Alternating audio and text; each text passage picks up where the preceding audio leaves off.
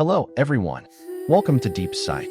In the long course of the development of Western art, the Renaissance period is undoubtedly one of the most resplendent chapters. During this period, Florence and Venice in Italy became the two major cores of art development. Today, we will delve deep into how the Venetian School of Painting managed to overtake Florence and become the new center of painting art, and what pivotal role Titian, the great master of art, played in this process. The rise of the Venetian School of Painting is closely intertwined with Venice's unique geographical and economic advantages. Venice, this distinctive water city, boasts unparalleled geographical advantages. It was a crucial hub for trade between Europe and the East at that time. The prosperity of Mediterranean trade enabled Venice to amass a huge fortune. The trade of goods such as spices, silk, glass, and books made this city extremely wealthy. The wealthy aristocracy and merchant classes became important patrons of art development. They were eager to demonstrate their status and wealth through artworks, which provided ample financial support for artistic creation. Moreover, compared with Florence, Venice's economy was more stable, and the impact of wars and civil unrest on it was relatively small, creating a favorable environment for the continuous development of art. At the same time, as the center of trade between the East and the West, Venice absorbed artistic styles from the Byzantine and Ottoman empires.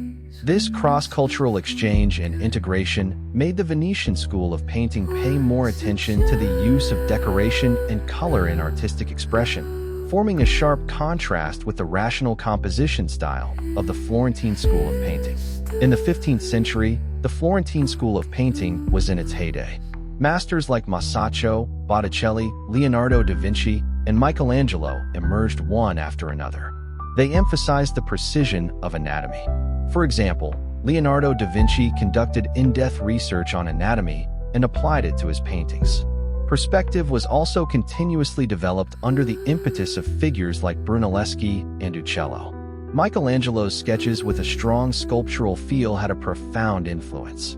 Their compositions were also full of rationality and mathematical elements. Take Leonardo da Vinci's The Last Supper as an example. However, in the 16th century, the Florentine School of Painting gradually lost its dominant position. On the one hand, they were overly reliant on drawing, disegno, and lines, believing that lines were the foundation of painting. Although this made their works very rigorous in structure, overemphasizing the line structure made the works lack in emotional and visual impact and lack color innovation. On the other hand, after 1500, Rome gradually replaced Florence as the political and religious center, and many art orders were diverted to Rome. For instance, Michelangelo went to create the ceiling painting of the Sistine Chapel. Venice, as the most economically powerful city-state at that time, independently developed a robust art market relying on its own economic advantages, and the intervention of the Vatican basically had no effect. The key to the Venetian School of Painting's rise to prominence lies in its unique artistic characteristics. Giovanni Bellini, as the founder, developed the techniques of light, shadow, and oil painting. His apprentice Giorgione was even more outstanding.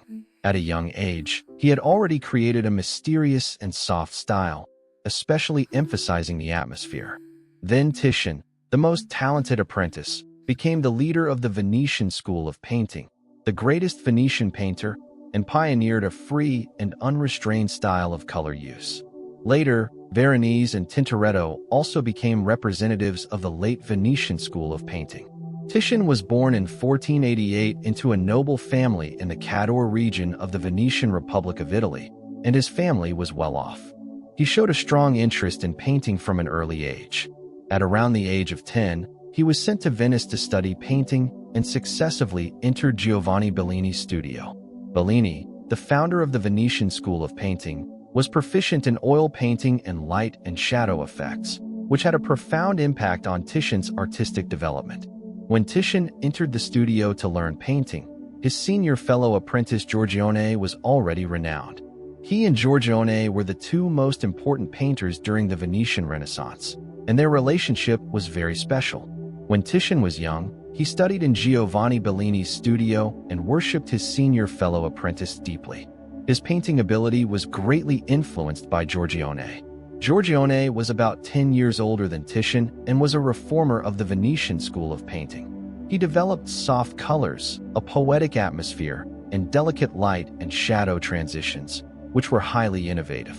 From 1508 to 1510, the Venetian government commissioned Giorgione and Titian to jointly decorate the German Merchants Guild. This was their most important collaborative project.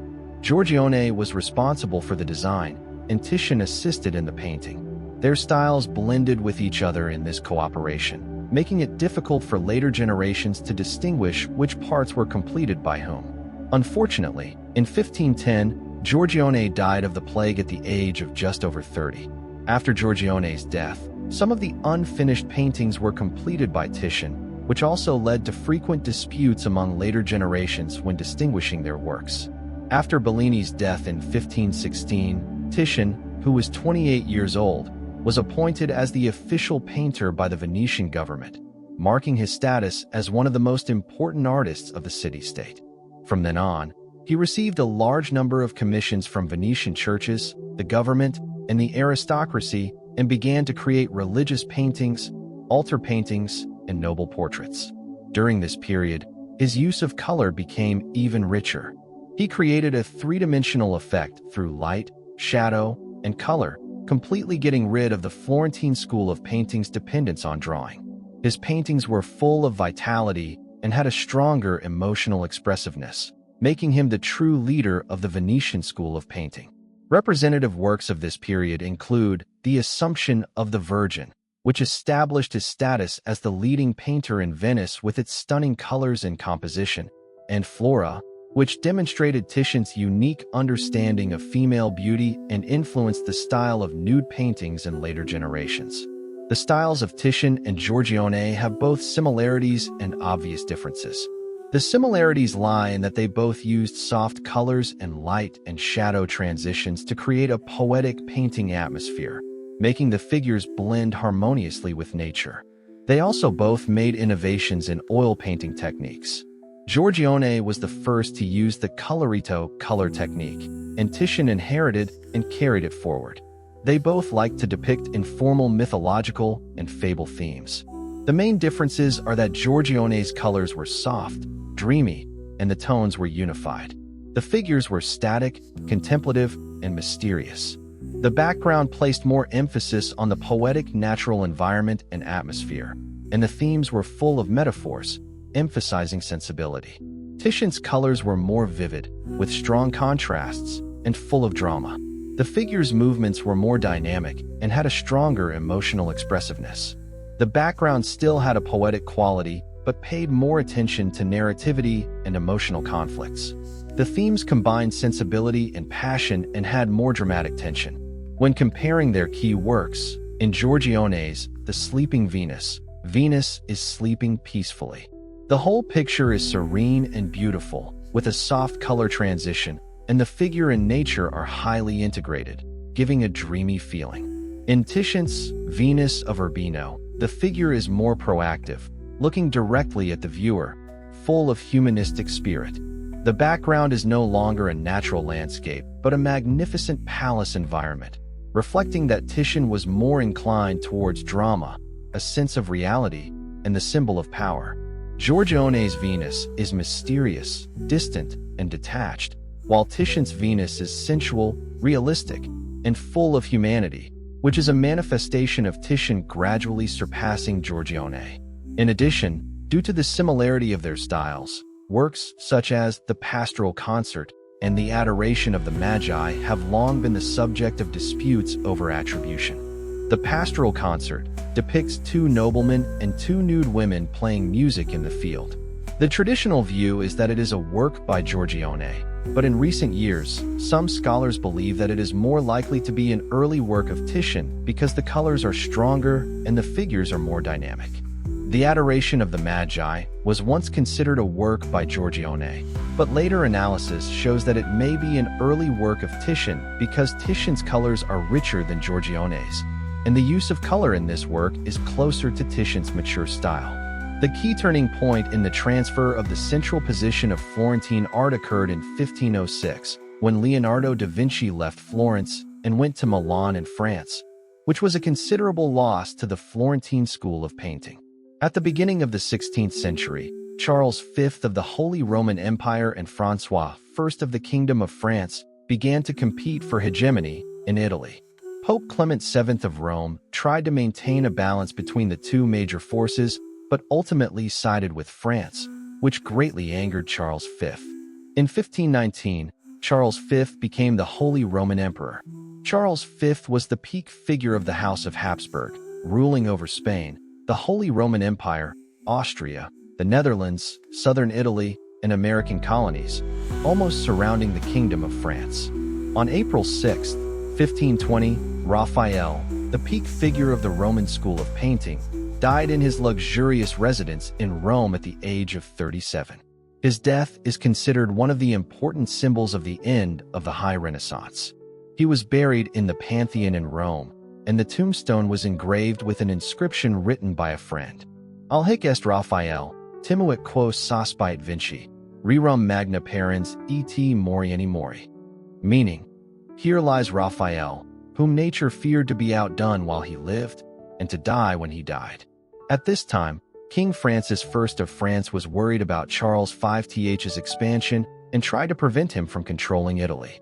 In 1525, Charles V defeated the French army in the Battle of Pavia and captured Francis I, forcing him to sign the Treaty of Madrid and cede Milan and other places. Although Francis I was forced to compromise, after he returned to France, he immediately joined forces with Pope Clement VII, England, Venice, and other forces to form the League of Cambrai in an attempt to resist Charles V. Pope Clement VI's betrayal completely enraged Charles V and became the direct trigger for the fall of Rome. The imperial army of Charles V was mainly composed of German mercenaries, the Landsknecht, most of whom were Protestants and hated the Catholic Church. There were also Spanish soldiers and anti-papal forces in Italy. Due to not receiving their pay for a long time, the discipline of the army collapsed, and the officers could hardly control the soldiers' actions. Due to the shortage of funds for the army, the imperial officer Charles de Bourbon decided to plunder Rome to raise military expenses.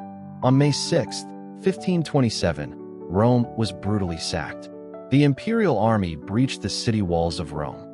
Charles de Bourbon was shot and killed during the attack, causing the troops to completely lose control. The army rushed into the city and carried out indiscriminate massacres, robberies, and rapes. Even churches and monasteries were not spared. Pope Clement VII was panicked and urgently retreated to the Castel Sant'Angelo for refuge and was besieged there for several months. The Pope's confidants were killed, and many cardinals were extorted for ransom. This atrocity lasted for several months. Many civilians, monks, and nobles were killed, and even the clergy in St. Peter's Basilica could not escape. Since there were a large number of Protestants in the army, many churches and sacred objects were desecrated, and the sacred vessels, murals, and statues symbolizing the authority of the Catholic Church were destroyed. Clement VII was finally forced to surrender in June 1527 and agreed to pay a huge ransom in exchange for his freedom. The authority of the Pope declined significantly. In 1529, he was forced to reconcile with Charles V and crown Charles V as the Holy Roman Emperor in 1530, marking the empire's rule over Italy. This event made the Pope lose his dominance over Italian affairs and give way to the House of Habsburg. The decline of Italy led to the transfer of the center of the Renaissance from Rome to the north, especially Spain and France. The financial resources of the Vatican were severely damaged, and its ability to sponsor art declined, affecting the prosperity of art. The atrocities of the Protestants in Rome deepened the conflict between Catholicism and Protestantism and promoted the further development of the Reformation. Many Catholics believed that the sacking of Rome was God's punishment for the corruption of the Vatican, which caused a great shock in Europe. The fall of Rome in 1527 led to a large number of artists fleeing the war. Venice became a relatively safe creative base and attracted many artists. After 1530, Titian, as the leader of the Venetian School of painting, naturally became the most popular court painter in Europe. The King of Spain, the Pope, and the Holy Roman Emperor all commissioned him to paint. By the middle of the 16th century, the influence of the Venetian school of painting had completely surpassed that of Florence and became the dominant force in European painting. Titian also became the most successful peak figure in the history of human painting and a peerless master of art. In the 1530s, after the fall of Rome, Titian's reputation spread far and wide. He was not only highly praised in Venice, but also extended to the major courts of Europe. In 1533, Charles V, the Holy Roman Emperor, awarded him the title of court painter and knighted him, which was an unprecedented honor. Later, King Philip II of Spain also became his long-term customer and ordered a large number of works. The representative work of this period, Equestrian Portrait of Charles V, established the standard for equestrian portraits and influenced the later European court art. Titian became the recognized leader of painting at that time, a height that none of the three masters of the Renaissance could reach. His painting skills were truly extraordinary and unparalleled. He was a well-deserved master of color. By using the techniques of chiaroscuro and sfumato, he made the paintings have a strong three-dimensional effect and atmosphere. His amazing color control ability was demonstrated in works such as Venus of Urbino and Equestrian Portrait of Charles V.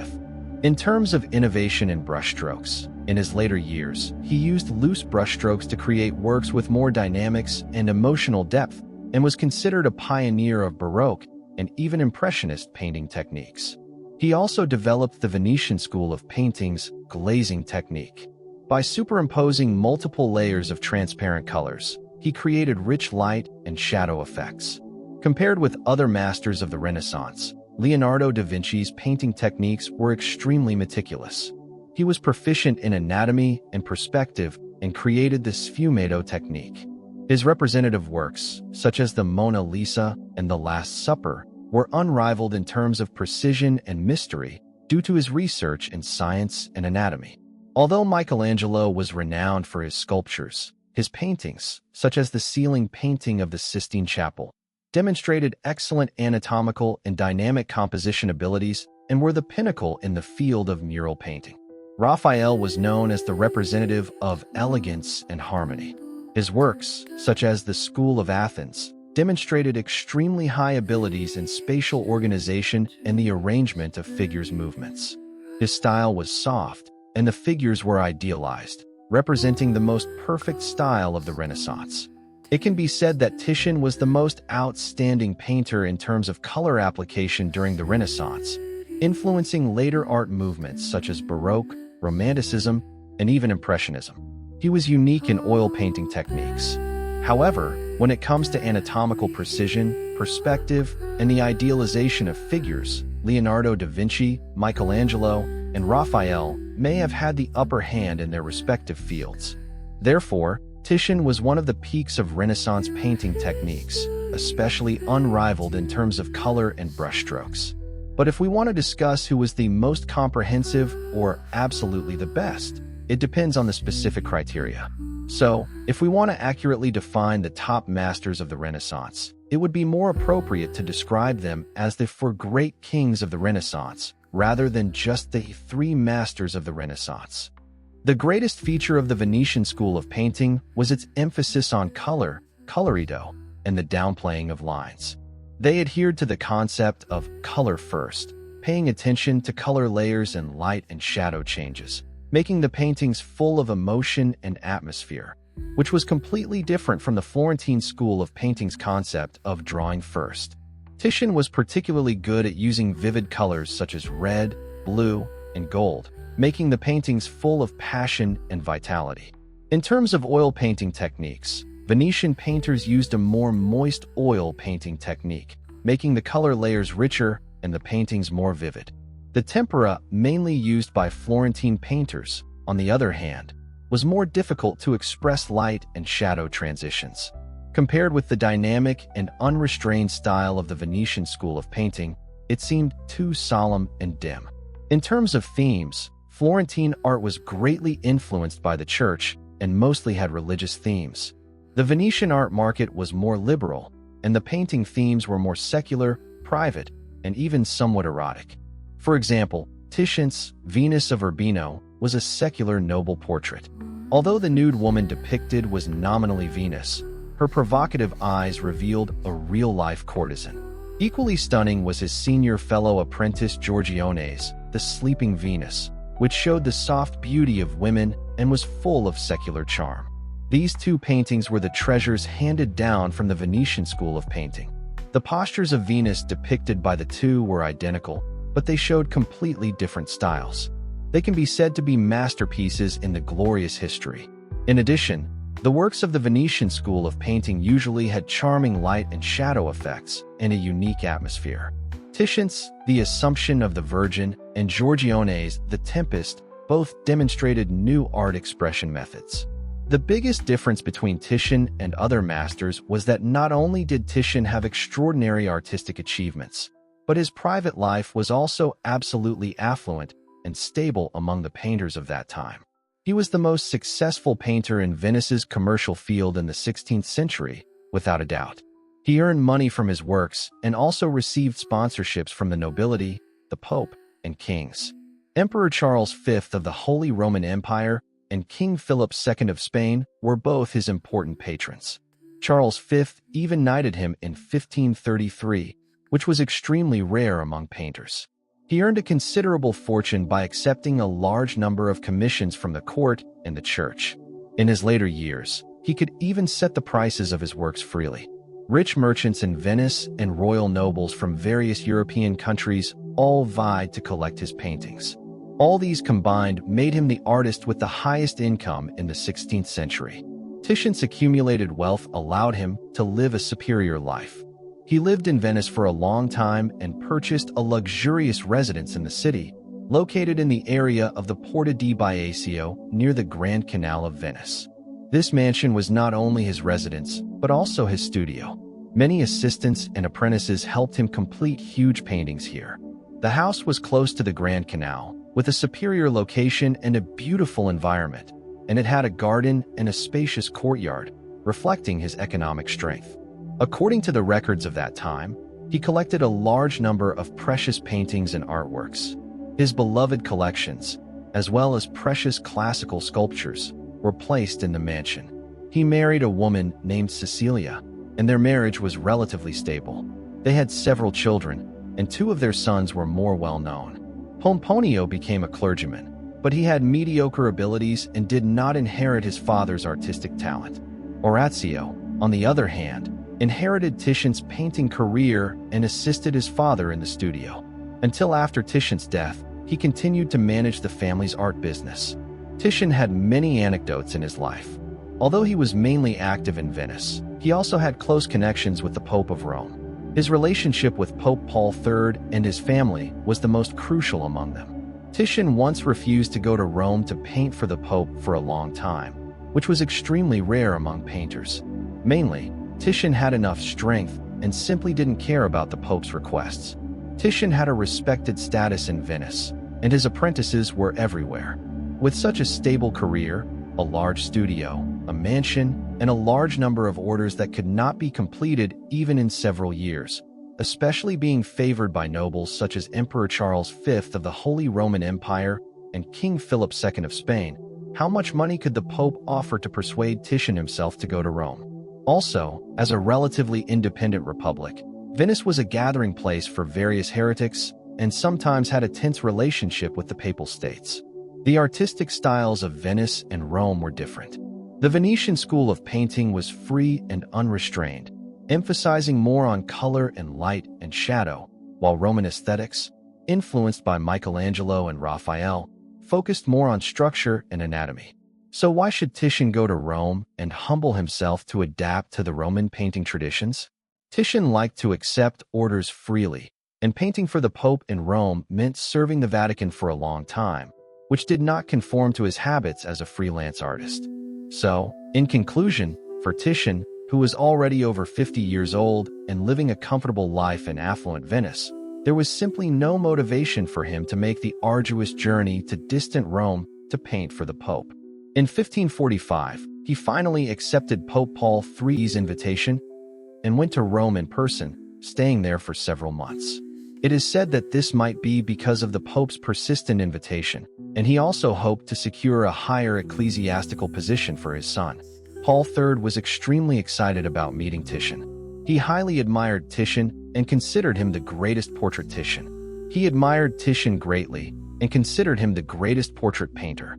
By then, the relationship between Venice and the Vatican had become relatively stable, so Titian's trip to Rome would not pose any political risks. The Pope promised a high reward and provided him with generous treatment. One of the most important works Titian created during his stay in Rome was Portrait of Pope Paul III and his grandsons. This work is a portrait painting with strong political implications, depicting Pope Paul III and his two grandsons, Alessandro Farnese and Ottavio Farnese. Pope Paul III was dressed in the traditional red papal robe. His face was lined with wrinkles, making him look old but still shrewd. His posture showed power and caution. With his hand resting on the armrest of the chair, it indicated that he still had control over the fate of the entire family.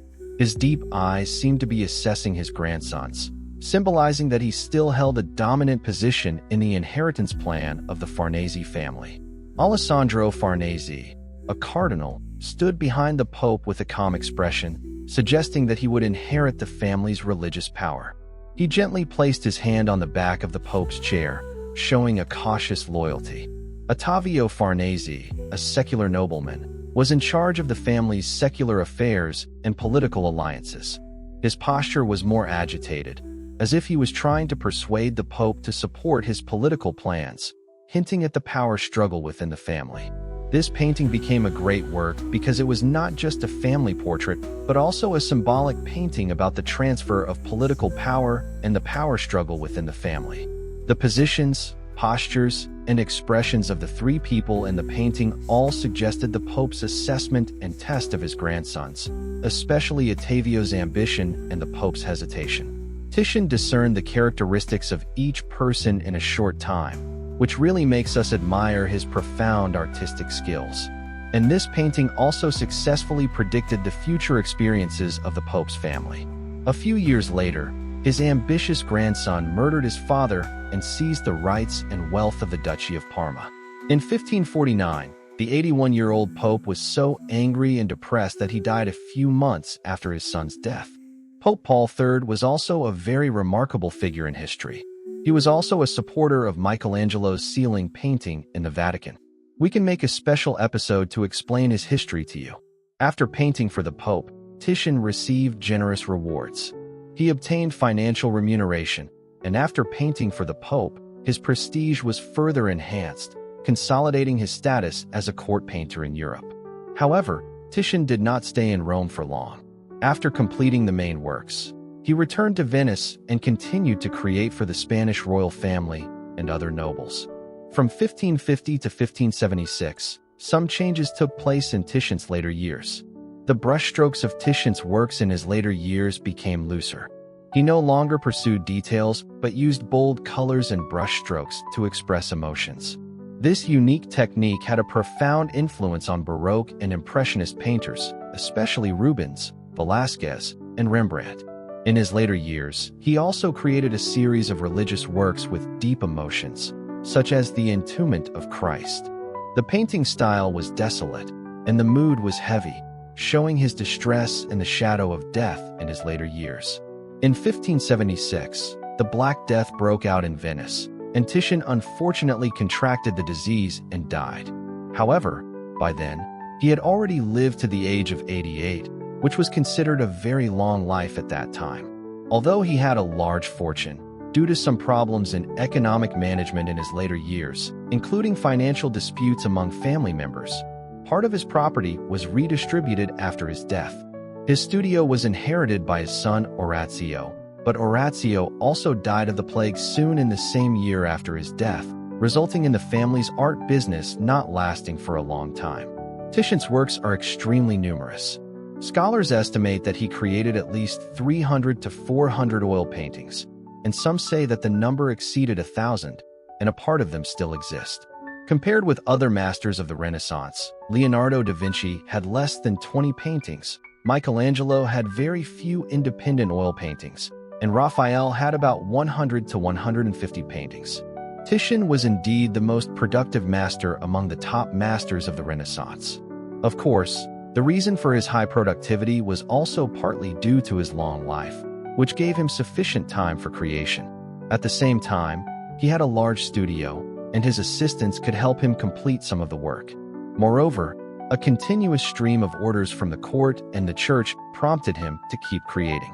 Although the number of Rubens' works in the 17th century may have exceeded that of Titian, the proportion of works painted by assistants in Rubens' studio was relatively high, while the core works of Titian were basically created by himself. Titian created many nude paintings, and there were various reasons behind this. First of all, influenced by Venetian culture, the Venetian school of painting emphasized color and the beauty of the human body, focusing on the expression of emotions, rather than being obsessed with the precision of anatomy like other schools of painting. This made Titian's depiction of the female nude more natural and smooth, able to show the beauty of the human body and the expression of emotions. Secondly, during the Renaissance, people rediscovered the aesthetics of ancient Greece and ancient Rome, and the nude was regarded as a symbol of divinity rather than something obscene. Mythological themes such as Venus and Danae provided Titian with a reasonable opportunity to show the nude. Through these mythological stories, he integrated mythology and humanism, giving the works a deeper connotation. Furthermore, many nude paintings were created for the private collection of the nobility and were not used in religious places such as churches.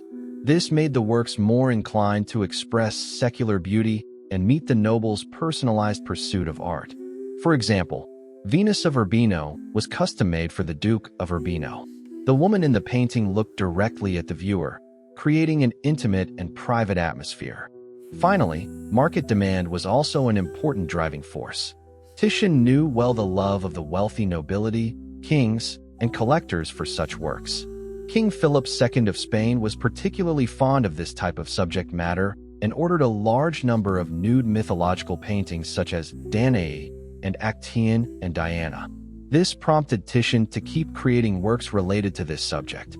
In terms of the market value of his works, Titian's works have extremely high prices in the auction market. However, due to the fact that many of his works are collected by museums, the number of original works that can flow into the market is relatively scarce. Among the currently known highest auction price records, Naked Woman Seated on a Blue Drape was auctioned at Sotheby's in London in June 2023, and the transaction price reached $25.6 million. This painting reflects Titian's late style. Saint Margaret, auctioned in London in 2011, was sold for $21 million.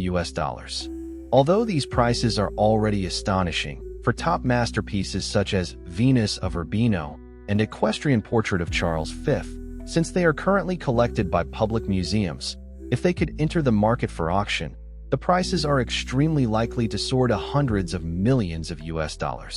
Titian is undoubtedly the most important Venetian painter during the Renaissance, and he pushed the Venetian school of painting to its peak. Titian's artistic achievements have had an extremely profound impact on later generations. He established the painting concept of color first, completely changing the European understanding of the application of color in painting, making color no longer just an auxiliary element for expression, but the core of painting. In the field of portrait painting, he changed the style of European portrait painting. The portrait paintings he created were not only similar in appearance, but also able to capture the character and temperament of the people, playing a leading role in the development of court art. His artistic style has provided important inspiration for many art schools such as Baroque, Romanticism, and Impressionism. Many great masters of art, such as Rubens, Velázquez, Rembrandt, and Monet, have drawn inspiration from his works. His use of color, brushstroke techniques, and the expression of emotions have all left traces in the works of these masters. Even today, his paintings are still collected in world-class art museums such as the Louvre Museum, the British Museum, the Prado Museum, and the Uffizi Gallery, attracting countless viewers to come and appreciate them. His artistic influence has endured over time. Dear viewers, this is the content of our program today. I am Lawrence, your navigator for the journey through time and space. That's all for today's introduction to the heyday of the Venetian School of Painting and Titian. I hope that through this video, you have gained a deeper understanding of Titian and the Venetian School of Painting. By taking people as a mirror, we can know our own gains and losses. By taking history as a mirror, we can know the rise and fall of dynasties. If you have any other topics related to the history of civilization that you are interested in, please feel free to leave a message in the comment section and let me know. Thank you all for watching. See you next time.